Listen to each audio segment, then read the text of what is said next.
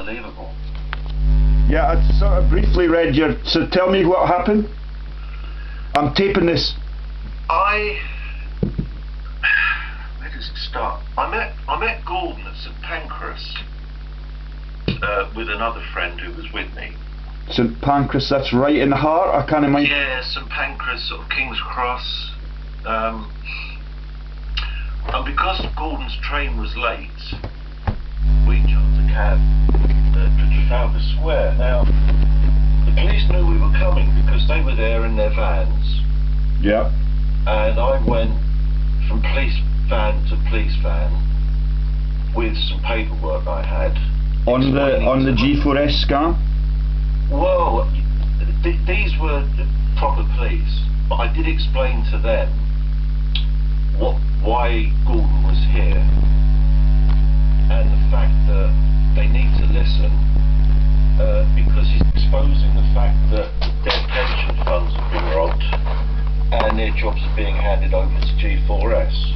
And I went from police van to police van informing them, and they were very, they were sort of listened, and we, after Gordon gave his speech, which was a fantastic speech. So the establishment are letting Bowden get on a podium and defame them? Yes, but there's a reason why, George. Yeah, I think I know the reason why already, but you tell me your version of it. I've been in touch, you know, I know several police in Seaford, and one of them, and I asked them to attend, because if there was going to be any trouble there, they were going to be agents provocateurs. In other words, they hold the force majeure on the corruption that the government is deploying, because they know your truths and mine and Gordon's, and that's shocking. Yeah, well, but that's a really good strategic way of getting the news out. It was fantastic because there were police cameramen there, and they were filming us, filming them. And is this the mainstream BBC medias with Fox News in tow, or is it... No, I'll tell you what happened. I invited, because you know I've been communicating with Press TV in Iran. Yeah. And I've already been up 2 weeks ago. They interviewed. And you know the Rothschilds' linkage to Iran? Yes, well this is what I'm coming up to. Yeah. Now, I had invited Press TV to attend. Now the fact that they didn't attend, it proves everything that you're saying, and everything... Well, Gordon knows about the ownership of Al Jazeera, yes, Press TV and Russia Today. Or yes. Yeah, I understand this, George. But what I was doing was, I was setting my own honey trap. In other words, if these people were so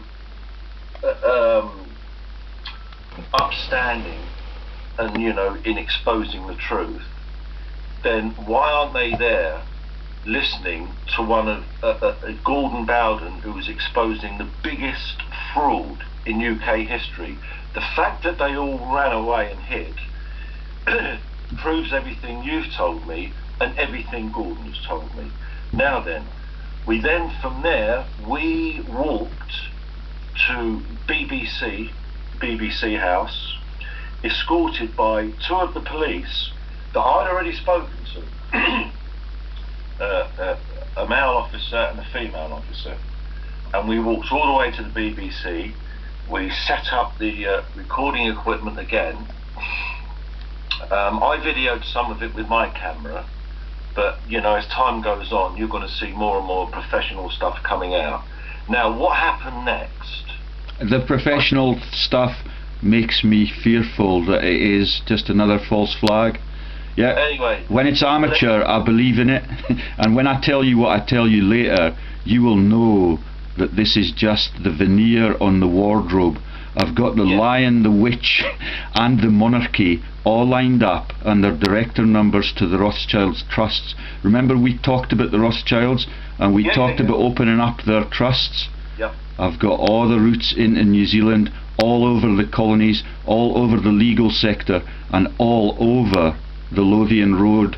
Well, listen, Gordon has just scratched the surface of the wardrobe. We'll talk about that, George, but let me just first finish what happened at the BBC. Uh-huh. So there were the barriers, and behind the barriers they had big security guys that weren't English. And then And which of the BBC studios? It was the one with the statue outside of the man holding the naked boy's penis. I'm not sure where that is. Is that in the historical? It's by the GPO tower, because we headed in that direction. Right, so that's in the Babylonian sector where the yeah. So anyway, where the Gherkin we went is. under the statue, that satanic statue, and there were several people there, friends of mine from Facebook, that turned up with cameras, and there was a couple of guys that were recording it professionally. Now then, what happened next is something that completely astounded me. Yes, it even astounded me. Two officials came down from the offices of the BBC. They'd heard we were coming.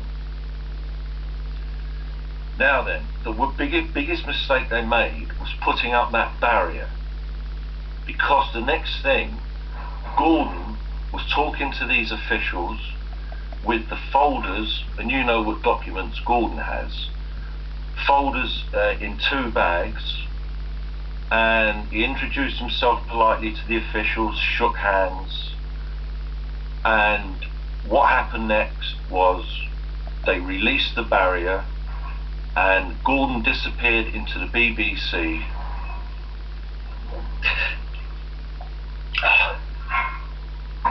Sorry, George, I just get emotional about this stuff. Has Gordon told you about Peter Ayer? Hang on, George. The man with the links to Iran, like the Rothschilds. George, we can discuss this, but I just want to finish what happened at the BBC. Yeah. Then we can discuss all the other stuff. Gordon went inside. He came out about an hour or so later. I don't know. I always lose track of time when these things happen. He came out with a smile on his face. And the thing now is, George, is that those BBC executives have a big decision to make, because they cannot suppress this information, because they'll be complicit. What we're going to see, because don't forget, George, not all these institutions are run by corrupt people. It's the ones at the top. There are people in these. That's Lord Patton. Yeah, but there are. Nobody's heard about Lord Patton since the BBC. There are people in these institutions that want to clear out all the scum. Whether it's the police, whether it's the BBC, whether it's the judiciary. There is more decent people in these organisations and institutions than there are scum. And what the BBC have in their hands now, they have the opportunity to once again be an honest and truthful organisation. The ball is in their court, George, and I'm totally over the moon by it. Well, the ball's been in their court since. They've been getting my information and Gordon's since 2010. I've got all the receipts for it. They get the baronesses, they get the knighthoods, and each time they get it, it is totally coincident with an act of treason from the BBC or Michael Grade's ITN Global Network, led out of Tel Aviv, like some of your Facebook friends. Yeah, none of it makes a jot of difference. What I've now got is the director numbers that links the Rothschilds to all of the frauds in the monarchy and in the Commonwealth, all over the Commonwealth, and links them to the Fleming families and the traitors in wartime, who are shielded entirely by the BBC and the Rothschilds media, which are Reuters, the Thomson. Yeah. Fantastic, because I'm not, and this needs. And I've got the pictures of James Bond. I've got the pictures of Victor Lowndes and the Stocks House. I've got the pictures of Bonar Law, the Canadian Prime Minister who led us into one of the wars and runs the biggest business college in England from Hertfordshire, right next door to the Rothschilds' mansions. And I've got the links to what Gordon partially told us about in the Lothian Road frauds and all of the corrupted directors that link to the Rothschild dynasty through a company called Burness Solicitors Limited. You remember when we made the video where we were both in tears about the It's a Wonderful Life movie and the Rothschilds? Oh, no, yes, everybody should watch that movie, George. Well, I've listened to the video again, and when you listen to it again and you have a little search, do you realise that the Rothschilds, on their directorial interlocks, have got the Russian Tsars back there, and it's openly declared to be the Romanovs that defrauded Hearts Football Club. And this is the Romanovs that were supposed to have been persecuted by the Rothschilds. Yeah. And the Chelsea Football Club, they chant stuff that is a joke about the people and the troops of Britain. Do you remember a song that was made by Steel Eye Span called All Around My Hat? Yes, I remember all their tracks. That is another joke about the world's war dead. Wow. And it is medieval. It takes you right back to before the Rothschilds took things over in Britain and all of those other Five Arrow projects. So I will not pin too much hope on the BBC at this stage, because they have never released the news of Lord Patton since he had his heart attack on May the 17th. Nobody knows whether the bastard's dead or alive, but his students are £50,000 in debt all over the country. And when Jim Fetzer learned that, he could not believe it. I know, most people can't believe it, George, but they're going to start believing it now. Yeah. And the religious frauds, did you report the religious frauds to the BBC? Gordon went inside, and afterwards You're much more informed than Gordon is. You know the thing that makes them quake and that threatened Jim Fetzer with execution as we made the video. He was not allowed to talk about religion. I know. The thing with George, the thing with Gordon is, George, that Gordon works from forensic evidence. Yeah.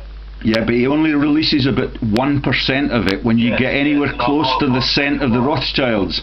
I'll tell you why, because, Gordon is ex-military, ex-Royal Air Force. Gordon learned a lot when he was in the military, how you find a weak spot, and you hammer at that weak spot, and you keep hammering, and then you go up.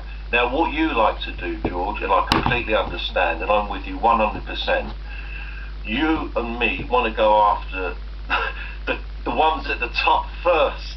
The puppet masters. Sorry? The puppet masters. Yes. Absolutely, that's where it's got to go, and I've got them now. The strings that are round their neck that they used to make the world dance, which is why the news now out of the BBC building and all of that empire that we've talked about is so twisted.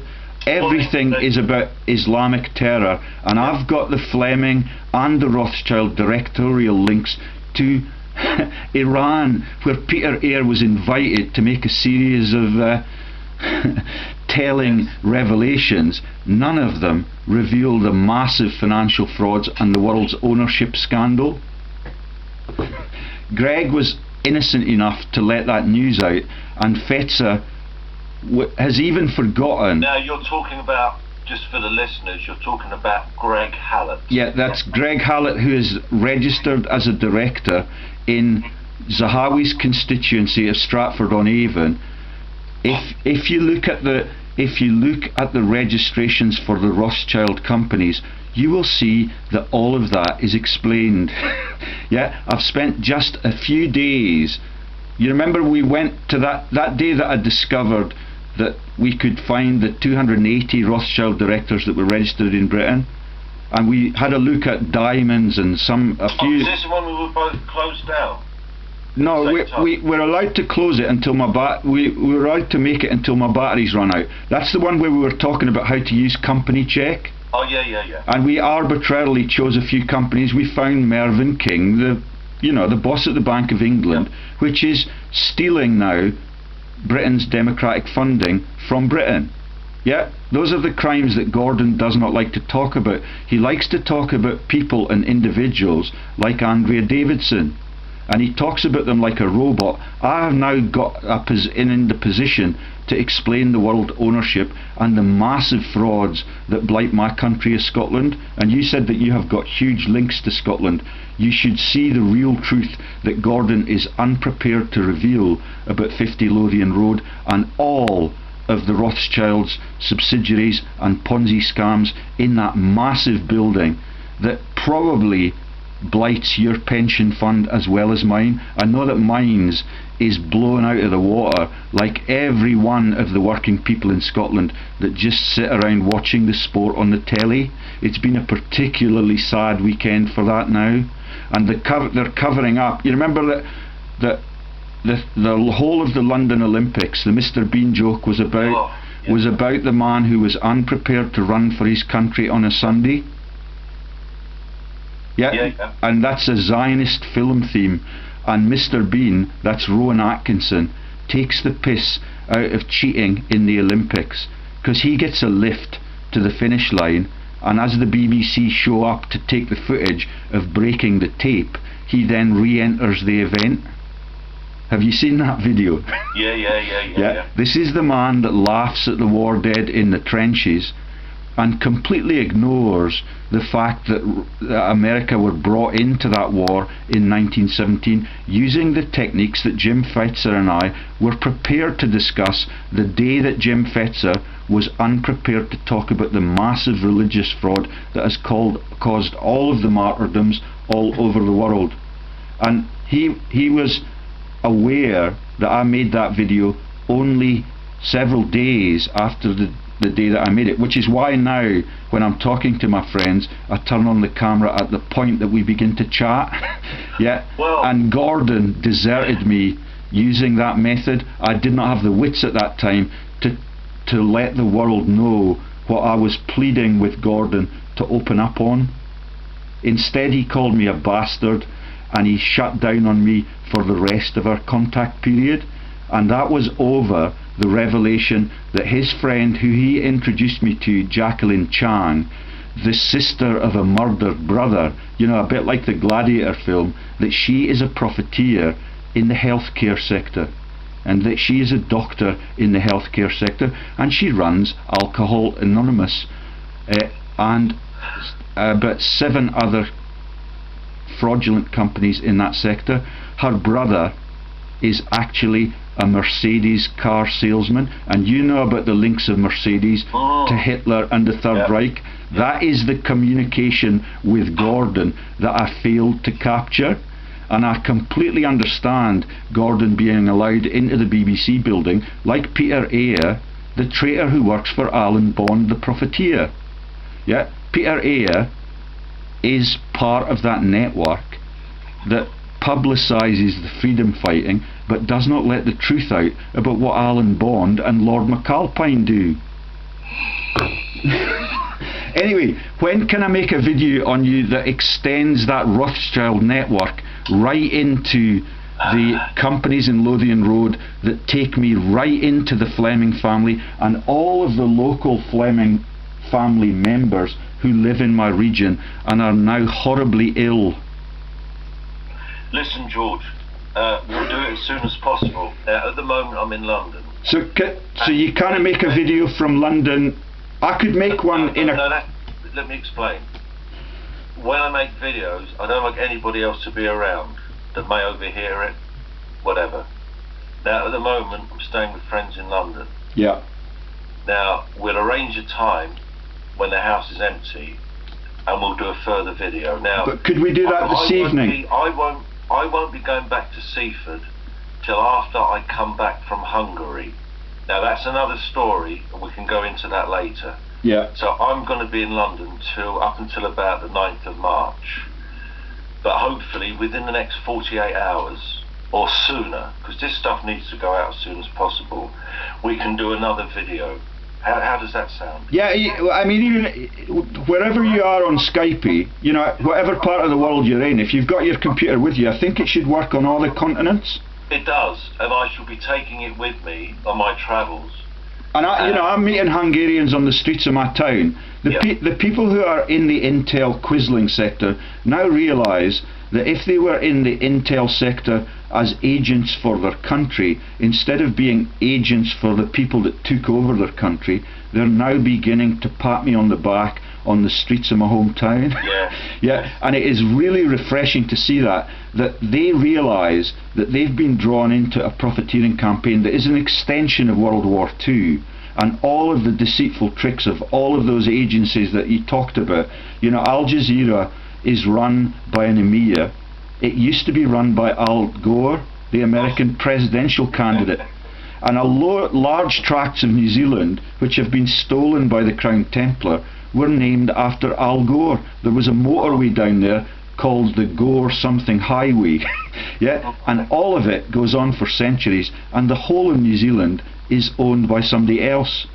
And I've got a picture in front of me now that declares that ownership openly. Princess Elizabeth, the maid, the sperm donor Winston Churchill, King George VI with a cross on him saying not the father, and Princess Margaret, the woman that liked to have sex with two black men at the same time, that launched the Snowden covers that Russia is a bastard haven for people like Gerard Depardieu, which means there is no God. Depardieu is God departed. He's a tax exile in Putin's Russia, which is just an extension of Rothschild's empire, with the Romanovs stealing from Scottish football clubs now.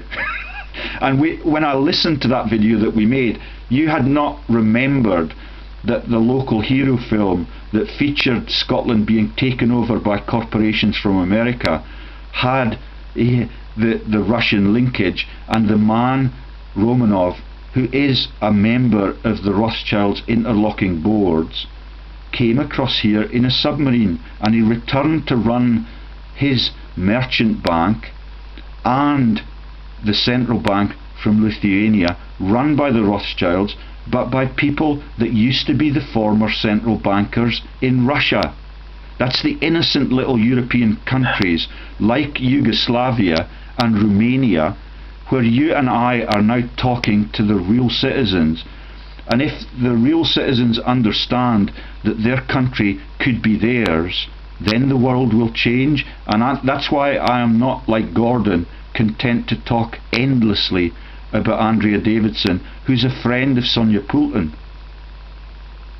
And Sonia Poulton has proclaimed for me in all of our contacts, she refuses to contact me on Skype because she knows I will tear her to pieces. And her brothers run the passport control stuff, like the Fleming family, who have the passport control of the companies that regulate the future of Syria, the future of Ukraine, and all of the massive geopolitical frauds that Peter Eyre and the BBC are quite happy to condone, as long as they get their little trickle down for making romantic movies about democracy that get them thrown out of the Panorama studios. That's a perfect thing to make you look like a freedom fighter, but none of them will talk about what's in the wardrobe at 50 Lothian Road. That's what I want to talk about when next you get back on the end of the microphone. Well, George, it's just this stuff is. I'm used to a lot of it, but it's just incredible. I mean, yeah. If you want if you've got your computer on your lap, Gordon's told us about the Cairn frauds. Yeah, 50 Lothian Road, and that is a show trial for the Rothschilds' frauds in that place. The companies that the Rothschilds run, there are thousands of Ponzi's, and all of them have got the world leaders out of the directorial lists, and my new friends from Scotland are on the directorial lists. Yeah, they phone me up, they say they're interested. They used to be the PA for the boss at the Bank of America, and all of a sudden they're interested in the freedom fighting. And when I find their links to the local aristocracy, it takes me into the Ogilvies. You remember we talked about the Ogilvies being linked into the pharma fraud yesterday, because I've revived the persecution of the financial criminals in the Ogilvy sector that have undermined the whole of British pharmaceuticals out of Balmoral, where the Queens are illegitimate. Yeah, the Ogilvies have now been sainted by the Catholic Church, and it was in the sermon yesterday that you can have a pilgrimage to the Ogilvy place and the whole of our world has been sold. That's the news that I'm trying to get out, and I appreciate your input, because you're open-minded enough to realise, unlike Gordon, that the frauds take over the religious minds, the religious hearts, and bury the religious martyrs on every continent on our globe. They're all gone. We can never have those authentic ethnic people back, and you and I understand entirely how that happened and how it was done. Yeah, and thank you for being a patient listener on those vitally important George, themes. Listen, mate, so much of this stuff has to come out and be explained to the public. And I would not let Gordon speak for you. If you want to be an activist, you need to speak for yourself, because you understand it much better than any other human on the globe apart from myself. Yet you've listened to all of my stuff, you've rebroadcast it. When we talk about things, you add to my story because of your knowledge of the fascist world history and all of those things that we talk about in Tavistock Square. And every time we mention the collateral themes that are so important to world history but have been covered up by the BBC and its quislings. You know, the people at Cambridge and Oxford, at Christ's College, Cambridge, they've got a PUFTA who's one of Britain's leading historians. I forget his name. Simon Sharma. Oh, yeah. Yeah, it's just a crock of shit. Yeah. And all of it is to hide their financial crimes. But I think I've told you about the Apostles. Have you heard of the Apostles before? Go on, George. They're the secret society out of Cambridge University that link with the Skulls in America, and they link with the haberdashery companies in the city and guilds. Delivery company. Yeah, absolutely, and you know all about that. And when we make a video together, all of a sudden the public realise, and I'm delighted that you're talking to Lillian, because Lillian is a contact of mine. Lillian is fantastic. Lillian is homeless. Lillian is a victim of this, and that's all that needs to happen. We just network with innocents all over Britain and all over Eastern Europe, and suddenly the world is back in innocent hands. Yeah. Is that so? As soon as you can, let me know when you're available for a Skype chat. I'll be honest. I'm just going to get some coffee. It's been the last. I've hardly slept in 3 days because the build up to March the 1st was just so intense. But as soon, I'm going to get back to you in an hour, George. All right, you can do it as quickly as that. I thought you meant that you couldn't do it until you were in Yugoslavia or something. No. I'm going to do it again from Hungary, various places. Yeah. But you know, I want to do this as soon as possible because this news has to get out as soon as possible. But I want to make sure the house is empty. So at some time today, George, I'll get back to you. Okay. And have you listened to any of my recent videos? You know, the hypocrisy is immense. The Gettysburg thing about the culling of all of America's faiths and creeds and colours, you know, because they had no need for slavery anymore because they've got the tractor now. Exactly. And the Gettysburg Address is really just like the King's Speech. It is just an excuse to explain the joke that we are going to cull you and you are going to be... Let me play you. Let me just get, before we close, let me play you this song. And the irony is that this is a medieval song celebrating the killing of all of the troops all across the world by the elites who run it, in league with the popes, the Archbishop of Canterbury. So all around my hat, Steeleye Span. Yes. And it is lovely. It got to number 5 in the hit parade It is just as vicious as anything that the Beatles wrote, including The Yellow Submarine, because it celebrates the rustic man with the straw in his mouth being sent to their deaths in either the British Navy or in the British armies. But sadly, it also is sung about by the Irishmen who were massacred in 1916, and that's the Croke Park joke.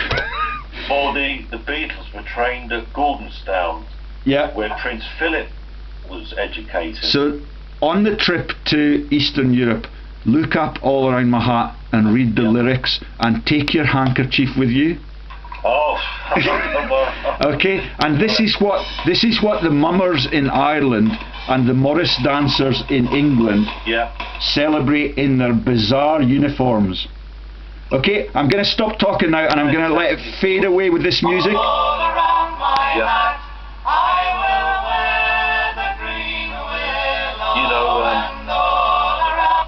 Sorry, John? Sorry, I won't speak because you're trying to play it from your end. No, I just want your... Can you see the Scottish country dancers? Yeah. The Morris men? Yeah. And when you look at the pictures of the Morris men in England, you know, they're in every town in the home counties where the Rothschilds prevail, and it used to bemuse me as a Scotsman. But when you see that the Scottish military tattoo is now in Las Vegas and is run by the head of our local council, who is a profiteer for all of his life, you've maybe not heard of him, Alasdair Hutton. Yeah, we spoke about he's a thief at the Church of Scotland, and the people that are getting ill at the Church of Scotland now, they are really fearful of my revelations. And they think that I will stop attending. But you know, the person who's a Fleming and has a massive car and counts the money for the Church of Scotland, she's really ill, and she was mentioned in the sermon yesterday. The Flemings are dirty little shits, and they steal from the war dead. Let me just finish on that, and let me play the tragic song that the rustic is sent to the shallow grave without the vaguest idea of what the battle is about. Cheers, John. Get in touch this evening. Fantastic, George. Will do, mate.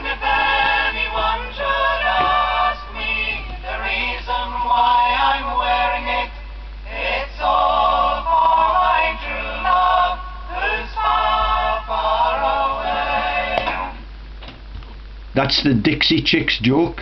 Travelling soldier. Yeah, and the Dixie Chicks were persecuted by George W. Bush. Yeah. Incredible. Okay, George, I'll speak to you soon. Cheers, John. Cheers, mate.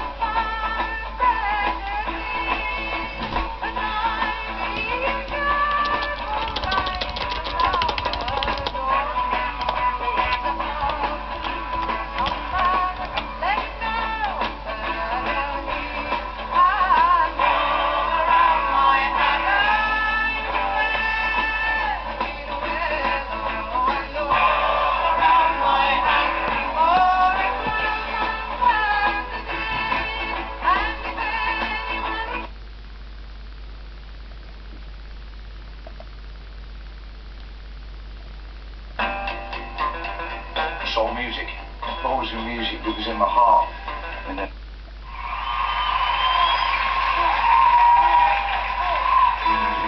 days past 18, he was waiting for the bus in his army feet. Sat down in a booth at a cafe there, gave his order to a girl with a bow in her hair. He's a little shy, so she gave him a smile, and he said, would you mind sitting down for a while and talking to me? I'm feeling a little low. She said, I'm off in an hour and I know where we can go.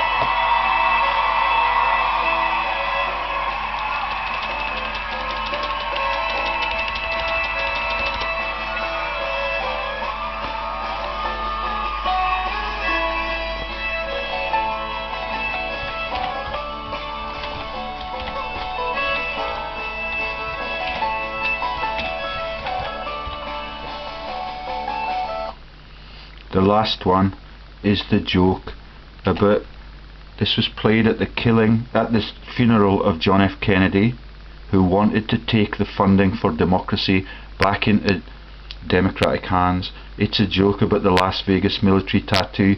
It's a joke about all of the war dead, and last of all, it is a joke about the Garden of Eden. And it is tragic. The whole of religious history is a fraud, and that is why I'm reaching out to John Patterson, because he's broad-minded enough to realise it, that is the explanation for the treason of all of the national medias. They know it's a joke. They know that the Queen is the head of the Church of England. They know that Justin Welby, the profiteer and the oil executive, is the head of the Church of England in a clerical sense, and he was the son of Winston Churchill's private secretary. Eden, the Garden of Eden, is now the Yemen, and the Beatles sing that as the yeah, yeah, yeah men joke. Okay, we may not have enough time. I played with the song about the Green Willow yesterday, I played the song about a Scottish soldier wandering far away. That song was written about Austria and the battles in the Tyrol, where the British troops are in the shallow graves, and all of that is sung and danced about by the folk singers, the Scottish country dancers, and the people that beat the drum and fail to remember why all of those people were killed at Culloden and at Flodden. Both are jokes about the god Odin.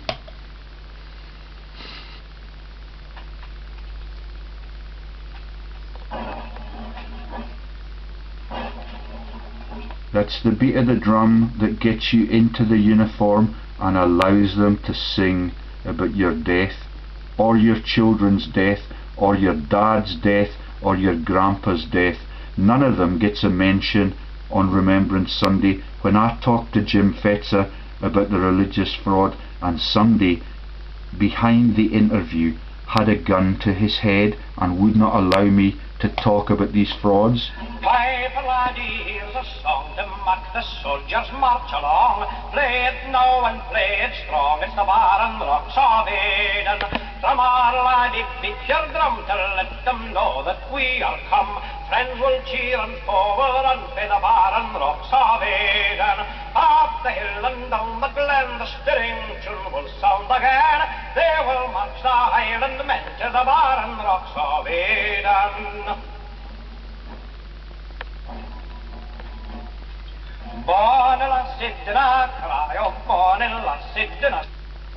Even the insignia on the British aircraft is a joke about the mind's eye, and it takes you back into the ancient myths. And when you see the Mozart movies, the mind's eye is in the trivialization of Mozart's music, and all of that is sang about by Oasis. Yeah, it's less telling than these songs about the war dead. So let's just continue with the filthy history of the world and watch for the truck coming through the Barren Rocks of Eden with the crucifix on the back. They go by to the Barren Rocks of Eden, down the roll of Connor's name from Waterloo to Alamein. Oh, wish them all safe home again to the Barren Rocks of Eden. Up the hill and down the glen, the string tune will sound again. They will march the gallant men to the Barren Rocks of Eden. Oh, did you see them marching there, and did you stop, and did you stare, and did you hear the famous air, the Barren Rocks of Eden? Let it sound the world wide as they go marching side by side to fill their country's heart with pride in the Barren Rocks of Eden. Up the hill and down the there we go. The crucifix on the back of the truck. The crucifix on the back of the truck. Up the hill and down the glen, the string tune will sound again. They will march the gallant men the barren rocks of Eden, the barren rocks of Eden, the barren rocks of Eden.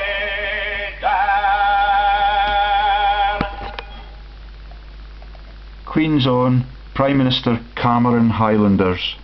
Yeah, that's Lochiel. Cameron of Lochiel with the white feather for cowardice icon. I'm going to stop there to make it look as if I'm in control of everything, because I am now in control of the world's consciences, and the media men who let Gordon into the BBC headquarters now have a massive issue with how they report the world's news, and the Telegraph output was explained in yesterday's video.